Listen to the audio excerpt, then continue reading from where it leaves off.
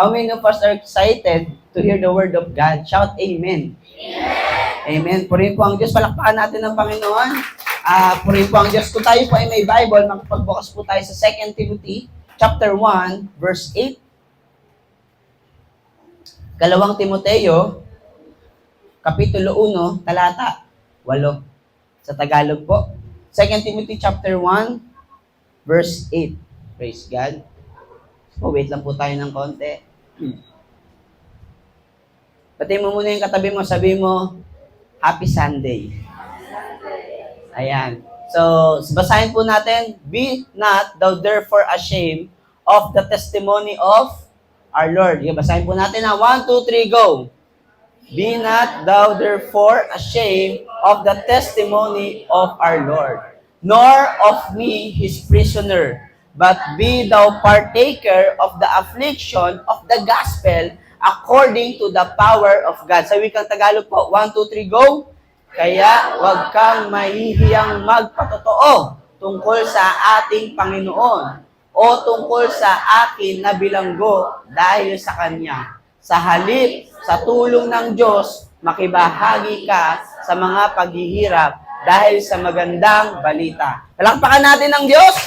Kahit kung lahat ay huwag pumigit manalangin, Lord, maraming salamat po sa umagang ito. Samahan mo kami, Panginoon. Pangunahan mo kami. We need your presence, O God. Lord, we continue to, to revive us, O God. We need your revival, O God.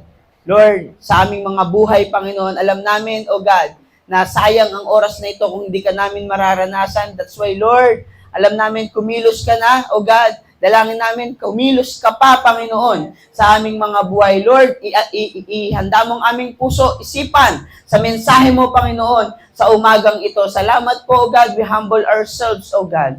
And we submit to you, O God.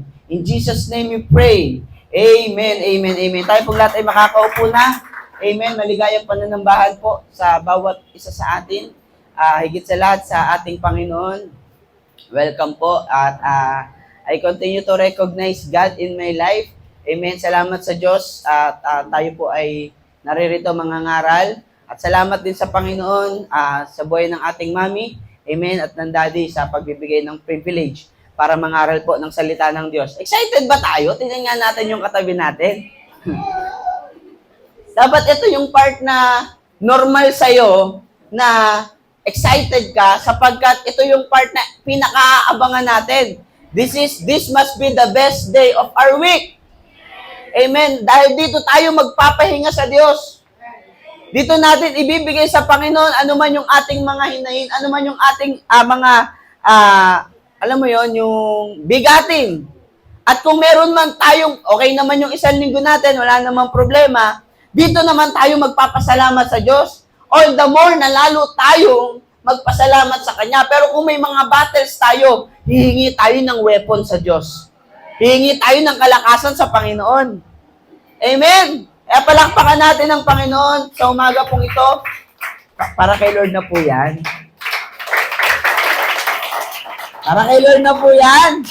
Amen! Malakas na palakpak. Everybody shout, Hallelujah! Amen. Ang pag-uusapan po natin, papamagatan po natin. Pakibasa po. 1, 2. Teka lang po 1, 2, 3. 3 daw. 3. Yung 3 puno daw yan. Amen. Salamat po sa Panginoon at maging sa aking kabiyak, nasa Bulacan po siya ngayon. Doon naman po siya mangangaral. So, ganun talaga. Pagka may mga mission po tayo na dapat gawin, may assignment si Lord na dapat gawin, yun naman ay kailangan nating i-fulfill. Amen? So, sige po, pag-uusapan natin ay papamagatan natin. Power of testimony. Amen. Ang kapangyarihan ng pagpapatotoo. Amen? So, meron pong kapangyarihan sa pagpapatotoo. So, our theme is about testimony and our topic is about the power of testimony. Ano nga po ba? Amen? Ang kapangyarihan ng ikaw at ako ay nagpapatotoo or may patotoo. Sabi mo nga, may patotoo. Sabi mo, testify. Amen. Praise God. Palakpakan natin si Lord. Pag sinabing testify, mga kapatid, ito po yung mga bagay na meron ng ginawa si Kristo sa ating buhay. Sino dito naniniwala na may ginawa si Lord sa buhay niya?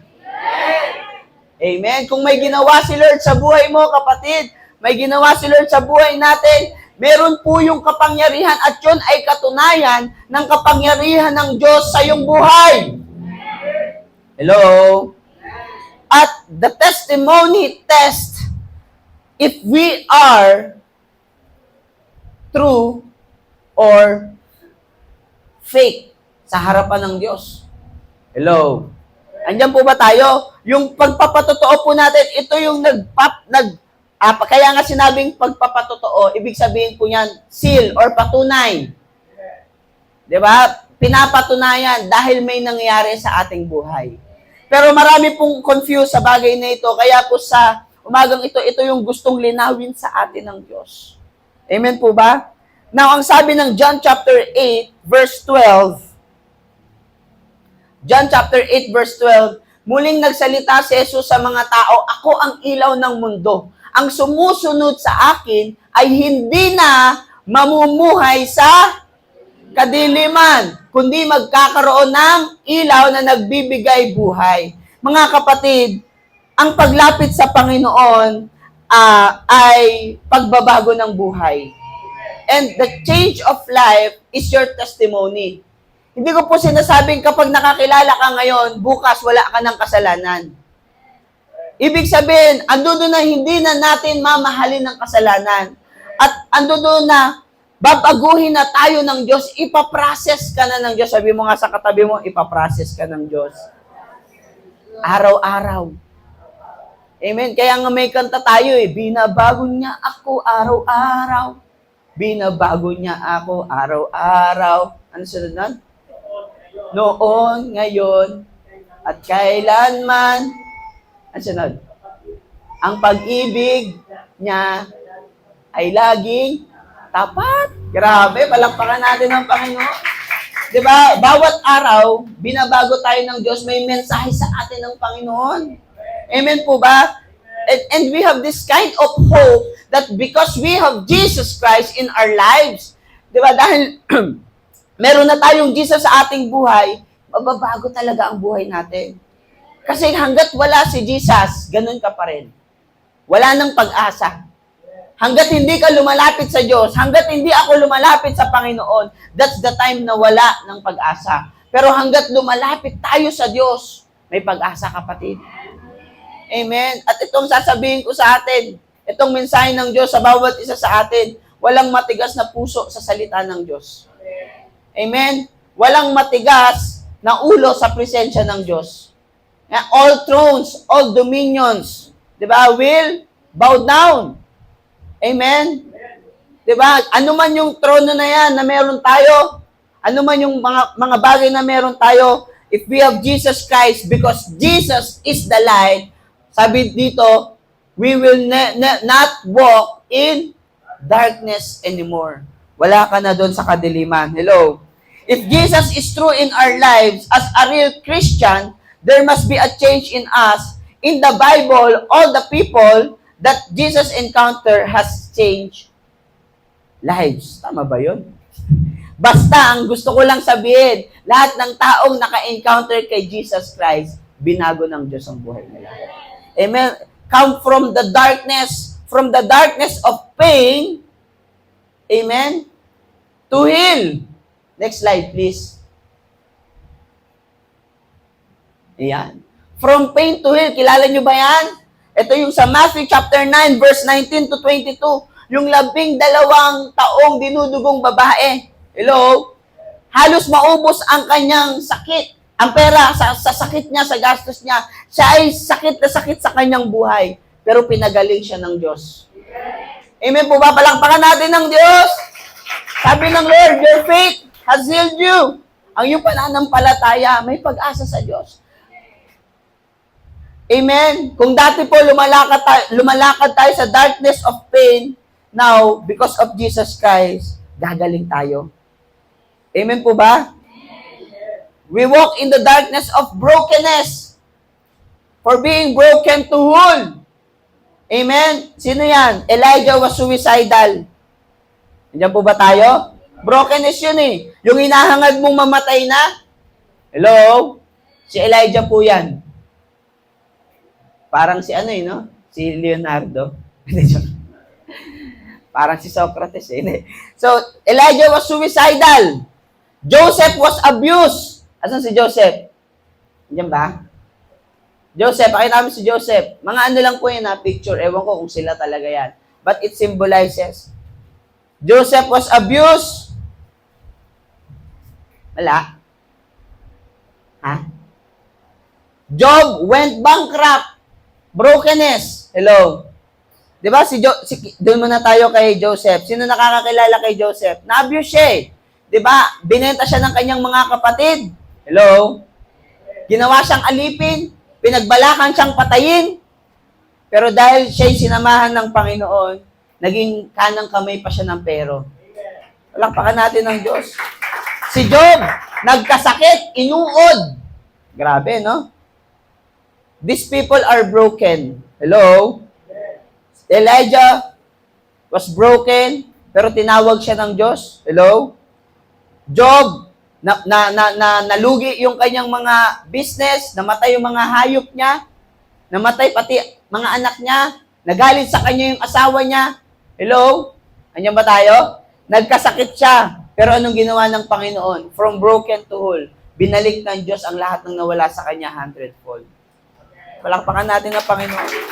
Because of Jesus, ano pa? Si Moises. Moises had a speech problem. Si Moises po, broken siya dahil meron siyang diferensya. Amen? May diferensya siya eh. Hindi siya makapagsalita. Pero binuo siya ng Diyos at tinawag siyang mag-lead ng napakaraming tao. Palakpakan natin ng Diyos. Wala pong imposible. Sabi mo nga, walang imposible sa Diyos. Ano pa? From shame to glory, Zephaniah chapter 3, verse 19.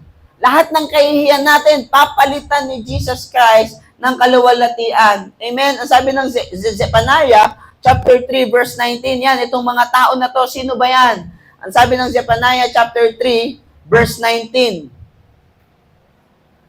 Praise God. Sabi dito, sa araw na iyon, parurusahan ko ang lahat ng umaapi sa inyo. Kayo ay parang mga tupang na pilay at nangalat, pero ililigtas ko kayo dahil titipuning muli.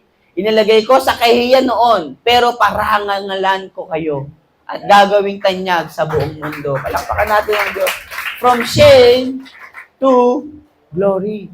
Amen? Ano pa po yung huli? In the book of Exodus, ang sabi doon, from bondage to freedom. Palakpakan natin ang Panginoon. Yung mga Israelita, the Israelites, ayan, yung mga Israelita, galing sila sa pagkaalipin. Sino dito, yung naramdaman niya, o, di ba parang ang hirap yung may boss, kahit sa trabaho na lang. Ang hirap kasi parang, di ba, may sinusunod ka. Pero sila, grabe yung pagkaalipin nila that moment. Pero ano pong nangyari? Because of Jesus Christ. Di ba? Dahil inaapi sila kung ano na lang gustong gawin sa kanila, kung pagtripa na lang sila, wala silang alagay. Kung mapatay na lang sila, wala silang halaga. Because they are slaves. They are bondage. But, because of Jesus Christ, because of God, merong kalayaan. Ano pong pinupuntos po natin dito? Palakpakan natin ng Diyos. Ano pong pinupuntos natin dito, mga kapatid? Kagaya ng sinabi natin kanina, those who walk in Jesus, with Christ, amen, will never walk in darkness again. Hindi na siya lalakad sa kadiliman kasi may ginagawa at may gagawin ang Diyos sa buhay mo. Sabi mo nga sa katabi mo, may gagawin ang Diyos sa buhay mo. Hindi lang yun matatapos na malalangit ka. Kundi dito pa lang sa mundong ito, may ginagawa na ang Diyos sa iyo. Palakpakan natin ang Panginoon. Sabi mo nga, dito pa lang may ginagawa na ang Diyos. Amen. Hello? Amen. At ano man yung ating mga bitbitin, ano man yung ating mga struggle sa buhay, ano man yung mga battle natin sa ating buhay, kaya yang ayusin ng Diyos. And, di ba? Doon natin mararanasan yung kapangyarihan. At yun ay patotoo ng kapangyarihan ng Diyos sa ating buhay. Palakpakan natin ng Panginoon. Now, how to walk under the power of testimony. paano tayo lalakad sa kapangyarihan ng pagpapatotoo. Kung pinalaya ka na at pinapalaya ka na ng Diyos, hello, lalo pa tayo. Sabi mo nga, lalo pa tayo. Diba? Kung pinalaya ka na ng Diyos sa kasalanan, kung inalis na tayo ng Diyos sa kasalanan, number 1, pakibasa, 1, 2, 3, go. Take care of your testimony. Isang bagay po, dati wala tayong pakialam sa Panginoon, di ka naman nagsisimba. Hello?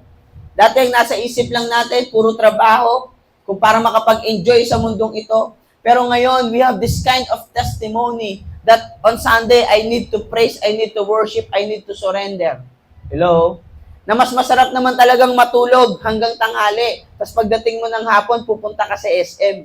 O kaya pupunta ka sa mga restaurant, kakain ka. Di ba? Masarap yung ganun eh. O di naman kaya, matutulog ka ng Sunday hanggang tanghali. Pagising mo, magne-Netflix ka.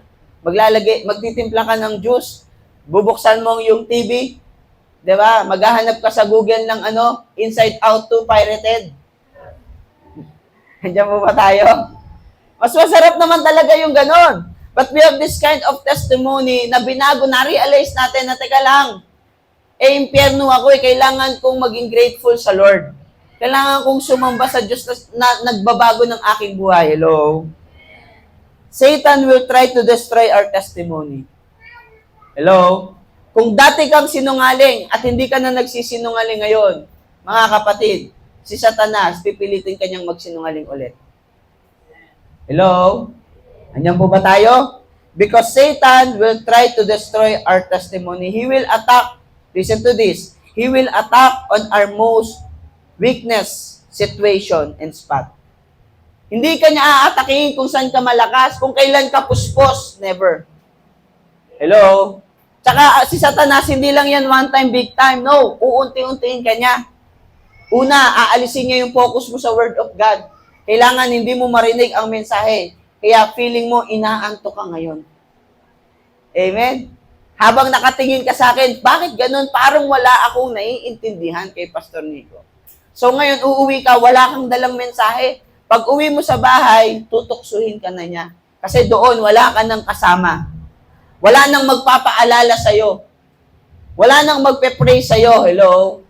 Kaya kung hindi po tayo puspos, kung hindi po tayo revive, hindi natin narinig yung mensahe, pero pag narinig mo, maaalala mo, ay, in Jesus' name, Satanas, inaatake mo ko kasi wala akong kasama. Ano sabi ng 1 Peter chapter 5? Sabi niya, ang kaaway ay parang leon na umaaligid-aligid. Naghahanap ng masisila, madadaya. Again, mga kapatid, Satan will try to destroy your testimony. Kung mahina ka sa bisyo, asahan mo lahat ng kumpare mo, yayayain ka. Dati ikaw ang nanglilibre, magugulat ka, sila na ngayon ang manlilibre. Hello? Kung mahina ka sa bisyo, nandiyan po ba tayo? Hello? Lahat gagawin. Yung kakuri-kuripot mong kaklase, hindi ka naman nililibre, biglang magyayayayan sa SM, libre niya daw, pero Sunday. Nandiyan po ba tayo? Pero ministry day. Sabi mo, take care of your testimony. Binago ka na ng Diyos. Amen? Ang sipag-sipag mo na sa bahay. Magulat ka, pagalitan ka ng magulang mo. Dati, nung tamad ka, hindi ka pinagagalitan. Aba, nung naging masipag ka, lalo ka pang napagalitan. Kaya parang gusto mong, wag na lang. Ayoko na lang maging masipag. Hello? Andiyan po ba tayo? Because Satan will try to destroy our testimony. Amen po ba? Hello?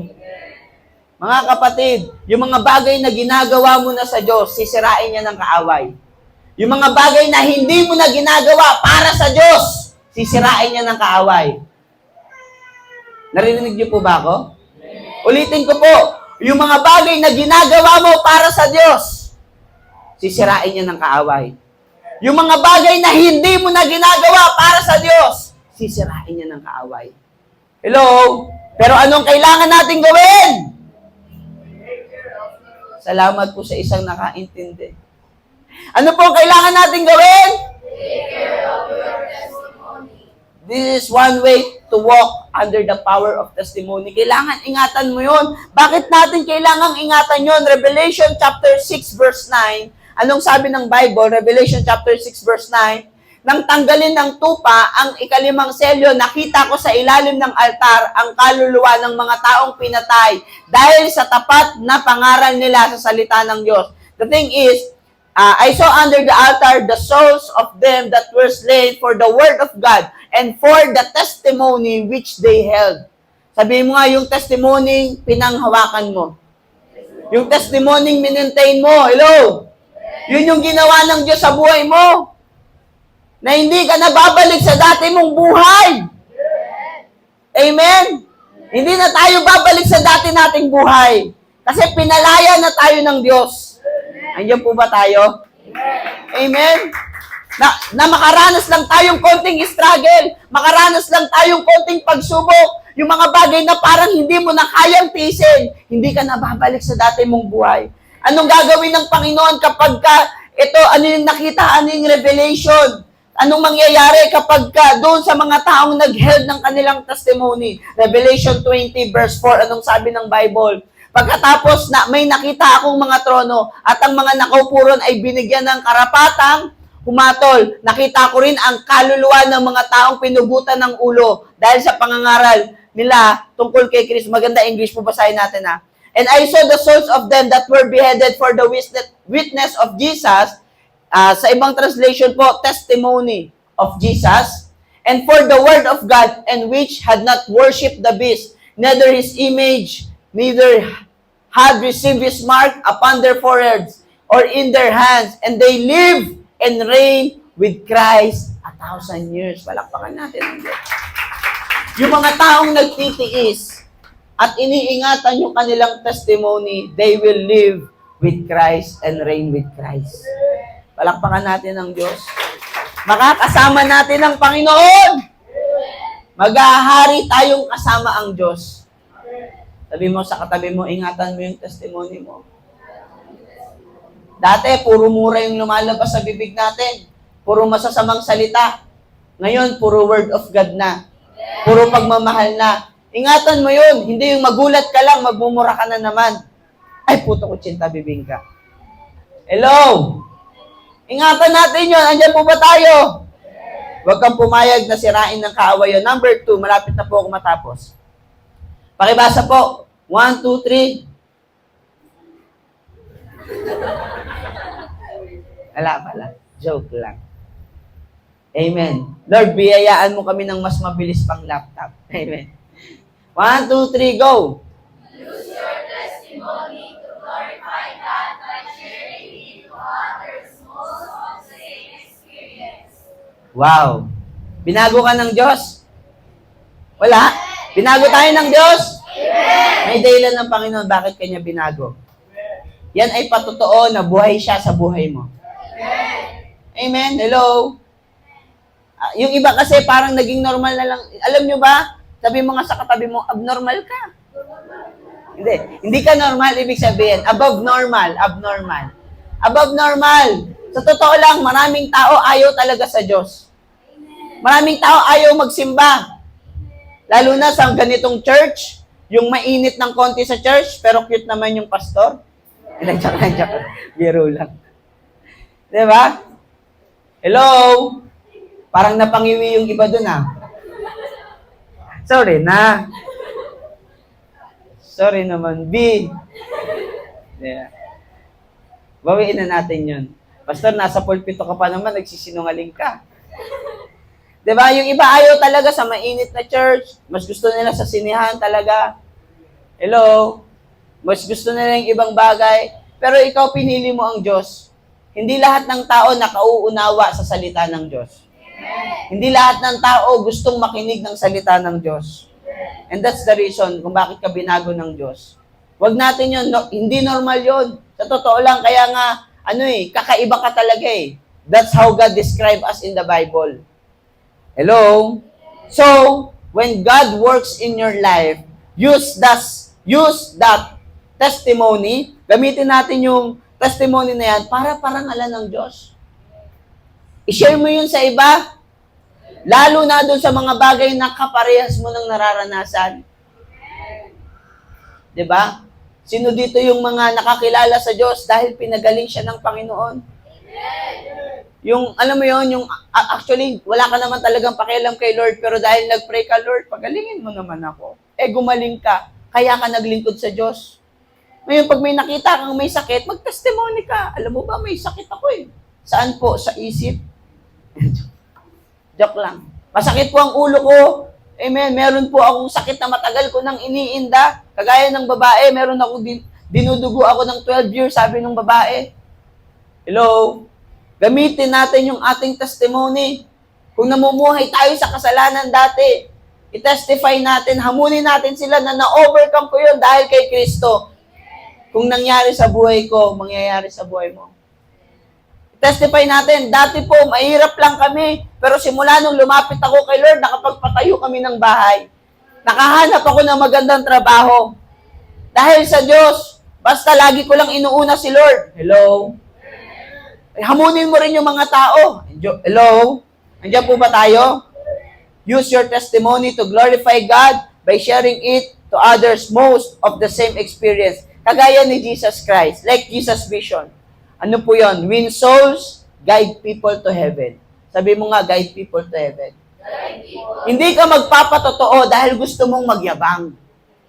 Hindi mo sasabihin yung ginawa ni Kristo kasi gusto mong magyabang. Sasabihin mo yung ginawa ng Diyos sa buhay mo para hamunin ang tao na lumapit kay Kristo at mapunta ng langit. Palakpakan natin ng Diyos. Matthew chapter 24 verse 14. Ano po yung ating ipapatotoo? Ipangaral sa buong mundo ang magandang balita tungkol sa pag-aari ng Diyos upang malaman ito ng lahat ng tao. Tsaka darating ang katapusan. Preach. Sabi doon, ipangaral natin, testify. Diba? Yung gospel of Christ. Hello?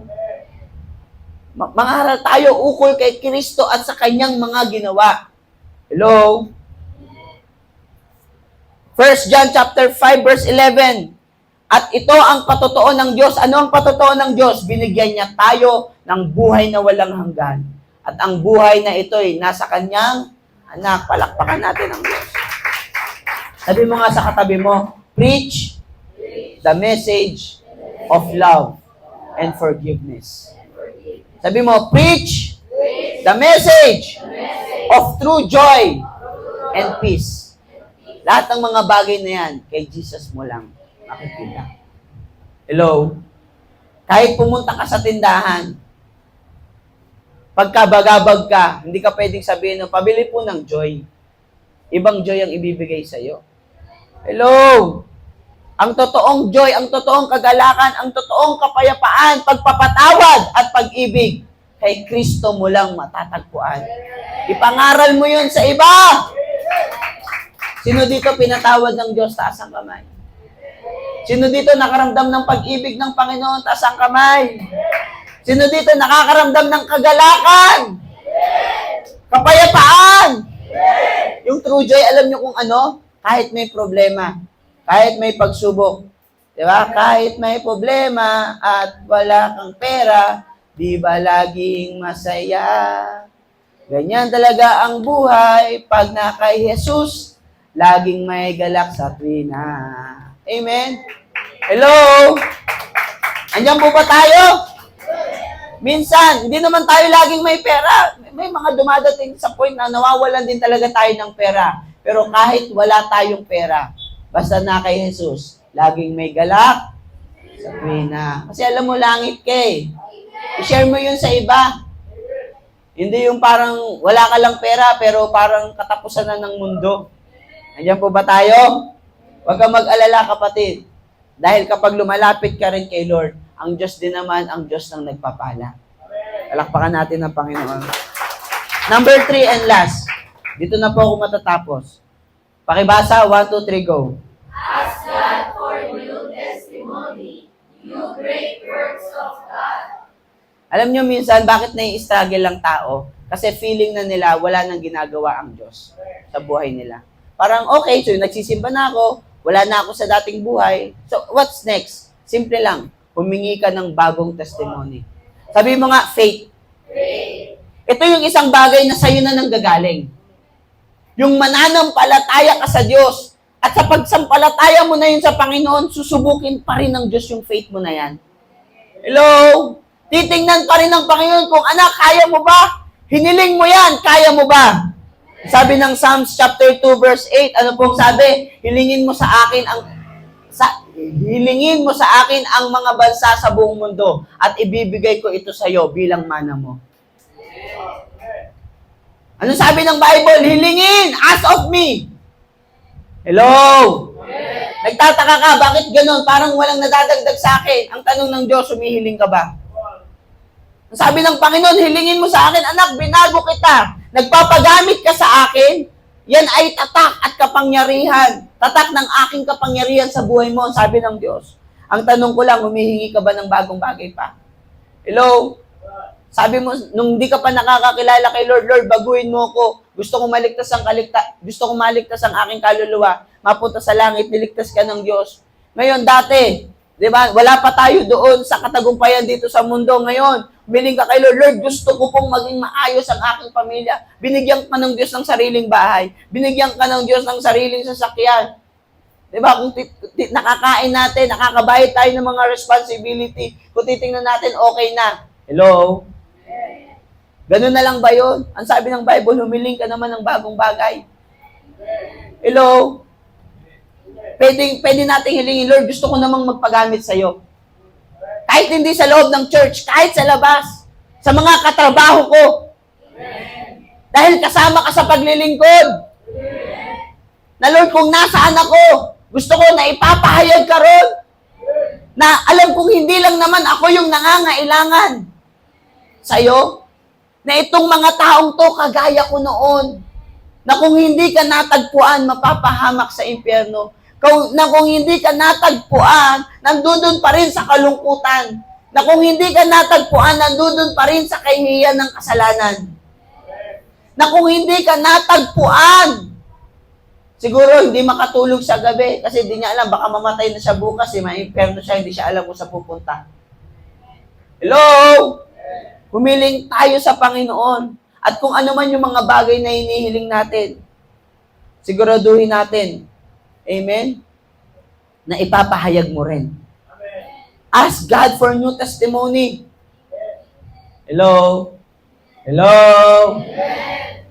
Ako po hinihiling ko kay Lord, na palawakin niya pa yung church na kung saan po ako inassign ng Lord sa 13.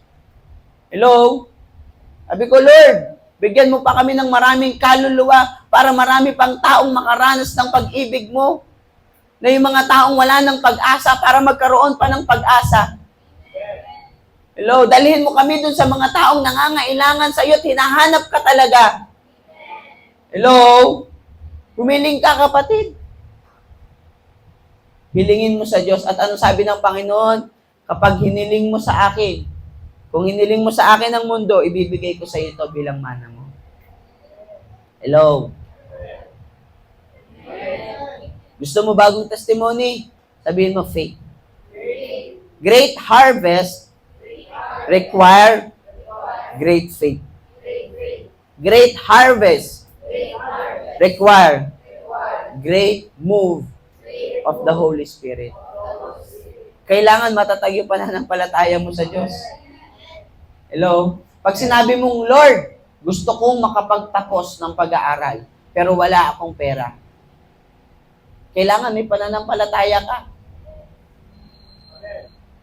Pag sinabi ng magulang mo na, nak, di ka na mag-aaral, ano sasabihin mo? Lord, ba't ka naman ganyan? Lord, kafe-faith ko lang sa'yo eh. Hindi. Panampalatayanan mo.